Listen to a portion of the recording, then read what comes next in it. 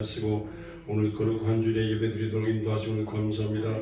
우리 가슴에 하나님의 말씀을 내려주옵소서. 항상 잊고 살아있는 영원한 말씀, 생명의 말씀, 구원의 말씀, 축복의 말씀, 살리는 말씀, 하나님의 말씀을 내려주시옵소서. 말씀 들을 때 회개하게 하시고, 말씀 들을 때 주 예수 알게 하시고, 말씀 들을 때 왕성 믿음 생기게 하시고, 이 믿음으로 험악한 세상 이기며 살도록 인도하여 주시옵소서. 우리 아버지, 이 시간에 병약한 분이 손얹어 기도합니다. 병든 상태에 손얹어 기도합니다. 피부마다 골절마다 핏줄마다 세포마다 골수마다 내장마다 신경마다 하나님 우리 몸을 치유하시니 치료하심을 믿습니다. 주여 보혈의 사랑으로 덮으시고 성령의 불로 이 병을 끊으시고 태우시고 먹이시고 수술하여 주시옵소서. 악한 질병을 예수 이름으로 물리쳐 주시오. 영육간의 강건하여 받은 증거 간증거리 많은 귀한 하나님의 자녀들 되게 하여 주옵소서. 남편 아내 부모 자녀들 머리 위에 안수하여 주시옵소서. 마음에 대한 육체 질병을 몰아내시고 걱정되신 불안 초로 긴장 같은 번민 삶의 회의 모두 이기고 주 예수 믿음으로 하늘과 평화를 누리며 이웃과의 평화를 누리며 자신과의 평화를 누리며 이 평화를 남에게 전하는 평화의 사도가 되게 하여 주옵소서. 우리 주 예수 그리스도 이름으로 기도드리옵나이다. 아멘. 난데없이 성탄절 말씀입니다. 호련 천군 천사가 나타나서 하나님께 영광이요 땅의 하늘의 영광이요 땅에서는 기뻐하심을 입은 자들에게 평화라고 했습니다. 그러니까 당시에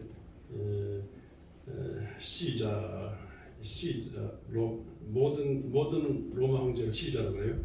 시자를 중심한 팍스 로마나 로마 평화 시대에 예수님께서 탄생하셨는데 로마 평화가 진짜 평화가 아니고 나 예수를 중심한 평화가 진짜 평화다. 헤롯 중심의 평화를 썼는데 그것은 깨부리문 농장에 뱀이 나타나서 뱀 중심의 뱀이 지배하는데 조용하다고 해서 그건 아니라 가짜 평화다. 진짜 평화는 나 예수를 받아들이는 예수 믿는 믿음의 평화다. 그렇게 말씀하셨습니다. 기뻐하심을 입은 자들, 하나님의 기뻐하심을 입은 자들 평화인데 하나님이 기뻐하신 자들이 평화라고 했잖아요. 하나님이 기뻐하신 자들, 하나님이 기뻐하신 자들은 하나님의 은혜를 받은 자들, 하나님의 사랑을 받은 자들, 하나님의 은혜로 선택받은 자들에게 평화라고 하죠. 그러니까 헤롯에게 평화가 있는 게 아니에요. 또 예수님 어디 날까 이렇게 종교인들이 베들레헴이라고 이렇게 성경들을 외우다시피 말하는 그 사람들은요, 그 베들레헴에 가서 경배하지 않았어요. 예수를 영접하지 않았어요. 예수 영접하지 않고 성경만 하는 그 사람들에게 그런 평화가 없었어요. 또 시민들 왕이 태어났다고 시민 웅성거리는 시민들에게 평화가 있지 않았어요. 누구에게? 동방박사 세 사람이 이렇게 왔잖아요. 와서 아기 예수께 황금과 유황과 모략을 바치고 경배하고 갔잖아요. 주 예수를 영접한 하나님 기뻐하신 하나님이 선택한 하나님이 지명하여 부른 동방박사들에게 평화가 있어요. 그리고 저들밖에 목자들 예수 그리스도를 영접하고 하나님의 계시를 받아 예수 그리스도를 알고 경배한 목자들에게 평화가 있어요. 그러니까 성탄절 그때 시자에게 빌라도에게 평화가 있는 것이 아니고 헤롯에게 평화가 있는 것이 아니고 당시의 종교인들에게 평화가 있는 것이 아니고 웅성거리는 시민들에게 평화가 있는 것이 아니고 평화는요 하나님 기뻐서 선택된 그 동방박사들에게 평화가 있었어요. 그리고 목자들에게 평화가 있었어요. 우리 지금 공동기도문에 믿는 자에게는 영생이 있고 믿지 않는 자에게는 도리어 하나님의 진노가 그에 머문다는데 믿지 않는 자에게는 하나님의 진노가 있었기 때문에 믿지 않는 자와는 하나님과 평화가 있지 않아요. 그러나 믿는 자는 영접한 자, 그 이름을 믿는 자들에게는 하나님의 자녀가 되는 권세를 주셨으니 이는 혈통으로나 육정으로나 사람의 뜻으로 나지 아니하고 하나님께서 난 자라. 하나님으로부터 난 하나님이 사람이 세상 이처럼 살아서 독생자를 주셨으니 이는 저를 믿는 자마다 멸망치 않고 영생을 얻으리라. 영생, 하나님의 영생 얻어서 하나님의 자녀가 돼요. 하나님의 생명 영생 얻었으니까 우리는 믿으면 하나님의 자녀예요.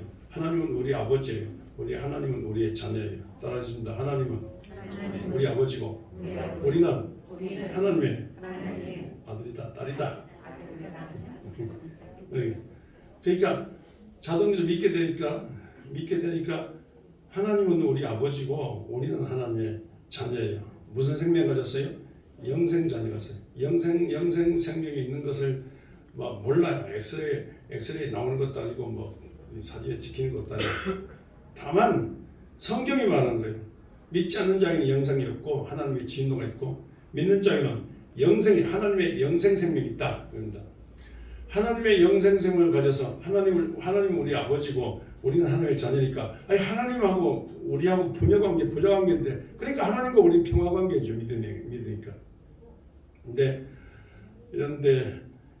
그러면 다 믿어서 영생하던 하나님의 자녀가 되면 되지 않습니까? 그런데 우리가 많이 겪어보잖아요. 아무리 전도해도 안 믿고요. 또 아무리 자녀도 그 사람 교회 나와서 하나님의 자녀가 된 줄 아는데 안 믿는. 아무리 전도, 아무리 공을 들여도 안 믿어요. 근데 어떤 사람 아무리 공을 안 들여도 그냥 한마디 했는데 나오고 꾸역꾸역 교회에 나오거든요. 그걸 보면 정말로 예정된 사람, 선택된 사람이 있는 것이 아닌가 그 생각이에요. 저와 여러분들은 하나님의 예정된 사람, 하나님으로부터 하나님의 특별한 은혜로 선택된 사람입니다. 하나님의 은혜로 선택돼서 우리가 또 첫 성탄절에 동방박사들이 믿었던 것처럼, 목자들이 믿는 것처럼 우리도 하나님의 자녀로 선택받아가지고 우리를 믿어서 하나님과 우리와 평화 관계를 누리고, 그러므로 내가 영생하던 하나님의 자녀로서 자녀된 긍지와 자랑과 사명 갖고 나 자신과 평화가 되고, 또 한 피바다 한 형제 자매에 대해서 이웃과 평화를 누리며 교회에 살게 됩니다. 이런 평화를 누리게 되는데, 예수님께서는요, 너희가 나를 택한 것이 아니고 내가 너희를 택하였다 했습니다. 여러분들 천사람 중에 만사람 중에 선택받아 하나님의 자녀로 부름받았습니다. 여러분이 우리 교회를 통해서 예수님을 선택한 것이 아니고 예수님께서 우리 교회를 통해서 여러분을 선택하셨습니다. 하나님의 자녀로 선택하셨습니다. 영생하던 하나님의 자녀로 선택하셨습니다. 그래서 하나님과 평화를 누리며 살도록 하셨습니다. 그런데 이렇게 평화를 누리며 살도록 하나님의 자녀로 선택하셨는데, 그럼 선택받은 하나님의 자녀로서 하나님과 평화를 누리면서 등떠서 배부르게 사느냐? 등떠서 배부르게 살 여가도 없을 정도로 하나님은 우리를 선택하셔서 하나님의 일 맡기세요. 너희가 나를 선택한 것이 아니고 내가 너희를 선택하시고 이는 너희로 가서 열매를 맺고 그 열매가 항상 있어 내 이름으로 아버지께 무엇을 받든지 다 받게 하기 위해서라. 요한복음 15장 16절에 그렇게 말씀하셨어요. 그러니까 우리가 하나님의 자녀로 부름받아 하나님과 평화를 누린 우리가 등투서 배부르게 아무 일도 안 하고 그냥 좋다 이렇게 사는 것이 아니고, 우리는 이 평화를, 하나님과 누린 이 평화를, 영생한 하나님의 평화를 이 남에게 전하기 위해서 부름받았습니다. 그래서 우리는요, 하나님과 평화를 누리는 하나님의 자녀로서 그냥 하나님 일을 하지 않고는 견딜 수 없는 사명으로 살아갑니다. 저 같은 경우도 아무리 안 믿으려고 해도 믿어지게 되는 거 있죠. 그래서 믿어져가지고 신학교 목사가 됐는데, 하나님과 평화 관계를 맺어 하나님의 자녀가 돼가지고 목사가 돼가지고 아무것도 안 하고 살려고 하는데, 끊임없이 하나님의 성령이 충동질해가지고 뭐든지 일을 계속해서 했다고 계속해서 일을 하지 않고 하나님을 하지 않고 견딜 수 없도록 그냥 내 가슴을 계속해서 충동질해가지고 이날 때까지 달려오는 중에 여기까지 와서 서 있습니다.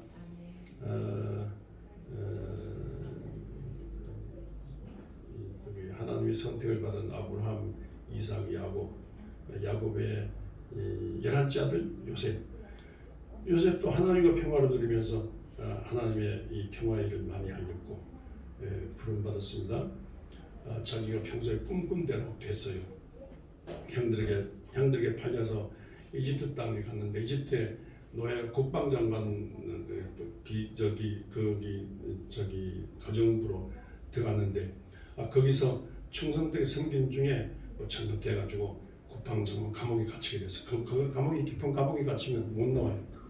그런데 평소에 요셉 꿈을 잘 꿨어요. 꿈 해석을 잘했어요. 근데 거기에 바로 왕의, 이집트의 모든 왕은 바로예요.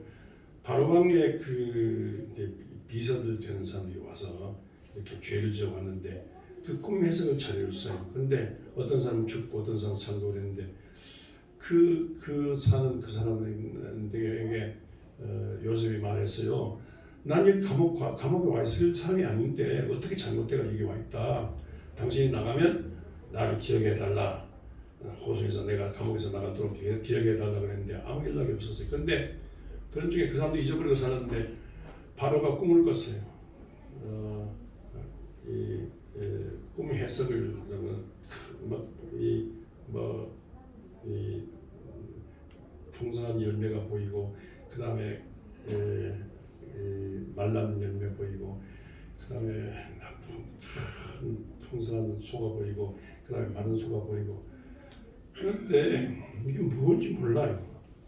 그래서 왕궁의 모든 드나드는 모든 점쟁이 마술사 박수 잘하는 사람들 물었더니 모르는데 무슨 말인지 모르는데 야 이것도 모르고 너희들이 날 섬겨 너희들 다 뭐가 날려야 되겠다. 그럼 해석해봐. 아무도 몰라. 근데 그때 감옥에 있었던 그 신하가 기억을 했어요. 감옥에 국방장관 감옥에 그 젊은 청년이 있었는데 그 청년이 꿈 해석 잘하는데 혹시 그 청년이 해석할까? 그렇게 왕에게 말했더니 왕 불러오라는 거예요. 왕 앞에 요셉이 불려갔습니다. 요셉이 꿈 해석을 해줬어요. 장차 7년 동안 큰 풍년이 오고 그 후에 7년 뒤에 큰 7년 동안 흉년이 오는데 왕은 이 이집트 백성들을 잘 다스리기 원한다면 7년 동안 풍년 올 때 막 풍성하게 먹고 마시자 놀고 이러지 말고 7년 동안 먹을 양식 외에 다 전부 전국적으로 지방마다 마을마다 큰 창고를 지어가지고 그 양식을 보관하라고. 그리고 7년 뒤에 흉년이 들었을 때 그 양식을 다 풀어가지고 나눠서 먹여 살리라고. 그러면 이집트 전체도 먹여 살리고 이집트를 중심한 중동지방 많은 사람을 먹여 살릴 수 있다고. 그렇게 꿈 해석을 해주고 꿈을 말해주고 그한테 전망을 해줬어요. 그러니까 왕이 막 깜짝 놀랐어요. 세상에 이런 사람을 어떻게 감옥에 넣느냐고. 이런 사람 감옥에 넣느냐고. 누가 감옥에 넣느냐고. 그러면서 이 사람을 감옥에 넣지 말고 내가한테 있도록 하나. 아니 나는 이런만 왕이지 내보다 더 큰일 날 수도 있으니까 이 왕 좌에는 앉을 수 없는데 왕과 같은 자리 국무총리 자리에 앉히겠다고. 그래서 30살짜리 요셉이 왕좌 앞에 나와가지고 이렇게 꿈 해석을 해줘가지고 왕 바로 신하격인 국무총리가 됐어요. 그래서 7년 풍년에 들어왔을 때 전부 양식을 준비해가지고 양식을 모든 지방마다 모든 마을마다 촌마다 거리마다 도시 거리마다 창고 지어가지고 참 가득 채웠어요. 그 다음 정말로 꿈 해석대로 7년 뒤에 흉년이 왔는데 흉년이 왔을 때 전국 창고에 있는 그 양식을 풀어가지고 먹여 살렸어요. 이때 아버지와 그 가족들도 다 그게 200급이에요. 출애굽 있으면 200급 있잖아요. 다 와서 살았습니다. 그러므로 요셉은 이렇게 자기가 꿈에 본 그 하나님의 뜻대로 자기 동족 이스라엘도 살리고 이스라엘 가족도 살리고 이집트 백성도 살리고 또 굶주린 중동 지방의 모든 백성들도 살리는 일을 했어. 그러니까 하나님과 평화를 누린 요셉이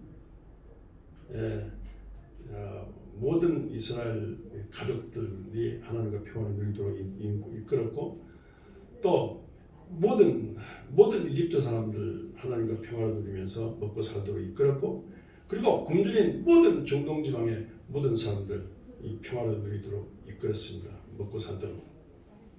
이와 같이 하나님과 평화를 누리는 선택받은 하나님의 사람들이 자기 환자만 등 떠서 배부르게 그렇게 사는 것이 아니고 하나님과의 평화를 하나님 주신 모든 복을 모든 사람에게 나누도록 그렇게 하나님은 요셉을 통해서 우리에게 말씀하십니다. 요셉은 사실상 우리 주 예수 그리스도를 미리 보여주는 인물입니다. 우리 주 예수 그리스도 오셔서 자기의 모든 인간의 모든 허물과 죄를 뒤집어쓰고 자기가 친히 인간의 모든 허물과 죄를 용서하기 위해서 십자가에 피 흘려 죽으셨습니다. 십자가에 피 흘려 죽으신 것을 믿으면 모두 멸망치 않고 영생을 얻는 하나님의 자녀가 되게 하셨어요. 그리고 부활 승천하실 때 제자들에게 말씀합니다. 너희들이 나 예수를 받아들이면 하나님과 평화를 누리는 것으로 등투소 배부르게 잘 먹고 잘 살았다 이런 소리 듣지 말고 열심히 기도한 중에 성령과 능력 받아서 예루살렘도 살리고 유다도 살리고 사마리아도 살리고 로마와 땅끝까지 전 이 지구촌을 살리라는 명령하시고 가셨어요. 정말로 예수님께서 명령하신 그대로 모든 지구촌 전체를 살리려는 열망과 사명으로 막 온 지구촌이 하나님과 원수관계가 아니라 예수 그리스도를 믿어서 하나님 아버지와 이 자녀관계 되도록 그렇게 예수 그리스도의 복음을 전파해서 오늘 여기까지 와 있습니다. 여기까지 예수 그리스도의 복음이 와 있습니다. 이 복음이 이 한반도에 들어와서 모두 믿게 됐습니다. 그래서 이 믿는 사람들이 한반도에 믿는 사람들이 하나님의 자녀가 됐어요. 하나님 기뻐하신 선택된 하나님의 자녀가 됐어요. 조선이라는 말은 영어로 출생입니다. 영어의 출생이라는 말은요 선택됐다는 말이에요. 하나님의 선택된 출생이라서 선택된 조선입니다. 정말로 그 영어로 쓰면 선택된 조선인데 정말 그래서 그런지 우리가요 이 동남아시아 전 세계에서 다녀오면요 마을마다 면마다 도시 거리마다 빌딩마다 교회 있는 데는 우리나라뿐이에요. 새벽마다 부르짖어 기도하는 데는 우리나라뿐이에요. 이렇게 교회가 많아요. 교회가 들어오면서 우리나라는요 우리나라 살판난 복받은 나라 5,000년도 한 전쟁과 가난으로 저주받은 나라가 예수 그리스도의 복음이 들어오고 난 다음부터 이제 축복받은 나라가 됐어요.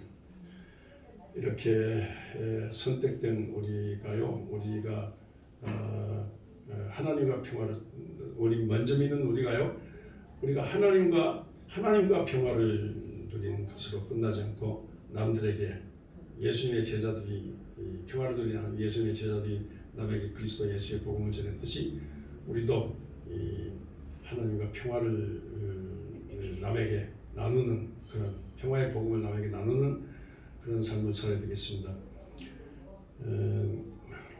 오늘이 2월 12일이지 않습니까? 12일이고 내일 13일이고 모레가 14일이지 않습니까? 14일 2월 14일이 무슨 날입니까? 초콜릿 먹는 날이네.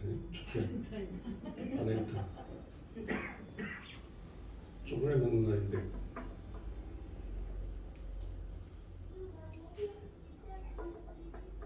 초콜릿 먹는 날인데 제가 그 사연을 들으면서 깜짝 놀랐습니다.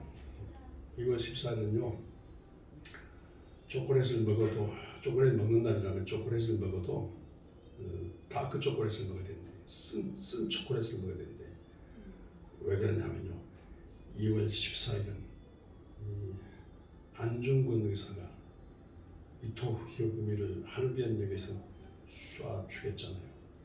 안중근 의사가 사형 선고받은 날이에요. 안중근 의사가 사형 선고받은 날인데 사형 선고받은 안중근 의사 이걸 안중근 의사의 공로로 숨기기 위해서 일본 강점기 일본 사람들이 이걸 숨기기 위해서 초콜릿 대기로 이렇게 해가지고 초콜릿을 먹이고 이렇게 초콜릿 먹이 희낙낙하도록 그렇게 만들었다는 거죠. 이건 우리가 모르면 몰라도 아는 우리는요 초콜릿 먹으려면요 다크 초콜릿 95% 다크 초콜릿 정도는 쓴 초콜릿이잖아요. 100% 초콜릿 쓴 초콜릿. 초콜릿은 진짜 영양제입니다. 초콜릿 힘없는 사람 초콜릿 먹으면요 힘납니다. 금식할 때 이게 초콜릿 하나만 먹어도요 힘날 정도로. 초콜릿 초콜릿 먹으려면요, 쓴 초콜릿 먹으면서 우리 민족을 지배했던 이 일본 총리 대신 쏴주겠던 안중근 의사를 생각하게 됐습니다. 안중근 의사 사형 선고 받고 난 다음에 그 하나님을 믿는 믿음의 사람이에요. 하나님과 평화를 누린 안중근 의사예요. 어머니 조마리아 어머니가 옥중으로 편지를 보냈어요. 네가 잘했다. 네가 잘했다. 나라 민족 전체를 살리기 위해서 네가 일본 대표를 쏴주기는 거 잘했다. 너 같은 큰 공로자가 없다. 그리고 뭐 항소해가지고 네 목숨을 구하지 말아라. 먼저 죽어라. 나는 뒤에 따라갈 테니까 먼저 죽어라. 그리고 혹시 네가 어머니보다도 일찍 죽는 것에 대해서 불효자식이라 생각하지 말아라. 그거 아니다. 너는 나라와 민족 전체를 구원하기 위해서 몸을 던져 희생하는 거니까, 예수님 십자가 같은 그런 희생이니까 네 목숨 된 십자가 지고 나라 민족을 위해서 이런 이등방문을 쏴주겠으니까 큰일이 됐다. 너 잘했다. 목숨 구하지 말고 항소하지 말고 너 가라.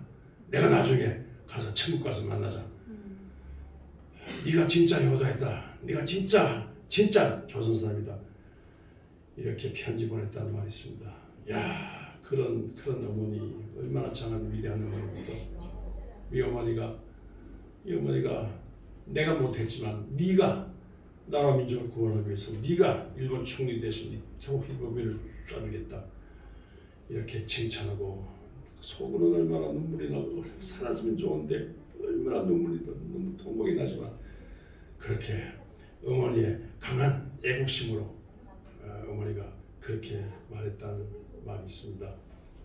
이 안중근 의사뿐 아니라 황해도 저기 앉아있는 제 아내도 황해도 출신. 황해도에서 일산호텔 때 나와가지고 저랑 만나가지고 결혼하게 됐습니다.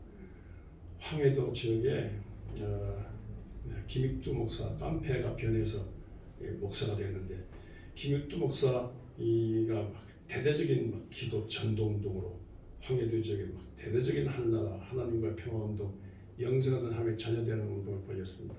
그래서 많은 교회들이 크게 부흥받지 않고 많은 사람이 예수 믿게 됐어요. 이분이 김익두 목사님이 이 서울 한양 성동교회 와서 부흥할 때 함경도 옹기금융조합 서기 같은 사람이 우리 한국신당 설립자 송창근 목사의 전도로 믿게 됐는데, 서울에 올라와가지고 진짜 믿어도 되는가 하고 서울에 와서 이리저리 기도하는데, 성동교회 부흥회 김익두 목사 부흥회 참석해서 말씀을 듣는 중에 이분의 가슴이 막 김예준 청년의 가슴에 불이거든. 청년의 가슴에 김익두 목사 말씀을 듣는 중에 청년의 가슴에 막 불이 붙었어요. 그래서 이게 예수교가 예수 믿으면 정말 이렇게 예수교가 있는가 보다. 그래서 그 길로 예수 믿기로 해가지고, 그래서 이 당시에 목사가 모자라니까 조선을 살리고 이 동남아를 살리게 됐다고 그래가지고 이 교회 다니게 되고, 형 같은 송창근 목사 인도로 일본 가서 공부하게 되고, 나중에 미국 가서 공부하게 되고, 그래서 미국의 프린스턴의 한경직, 송창근, 김재준, 프린스턴 삼총 서서 공부하게 되고, 그래서 이제 와서 한국신학대학을 설리고, 이 기독교 예수 그리스도의 복음이 교회 안에만 있는 것이 아니라 세상의 정치, 경제, 교육, 사회, 문화, 재반 영역에 꼽히도록 해야 된다. 예수 정신이 한반도에 꼽히게 된다.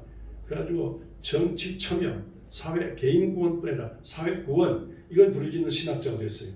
그래서 우리나라 최초의 신학자가 됐는데, 황해도 출신 김익두 목사님의 부흥회에서 은혜 받고 크게 믿고 크게 일하는 분이 됐어요.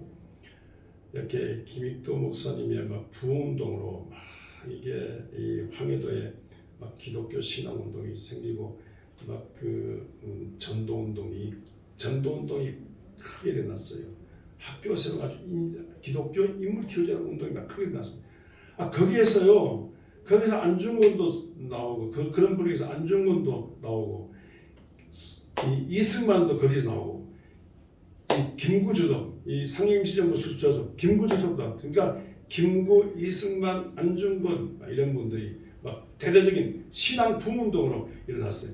그래서 황해도가 제 아내 출신, 제 아내가 그 황해도 출신이기 때문에 연구해봤더니 아유 황해도가 이 예수 신앙 운동으로 예수로 말하면 막 한나라 사명으로 막 꿈틀거리다 보니까 그런 큰 인물들이 남을 봤는데 여러분 우리가요 이렇게 예수를 믿는데 예수 믿는 거는 아무나 못 믿어요. 아무리 믿으려고 해도 안 돼요.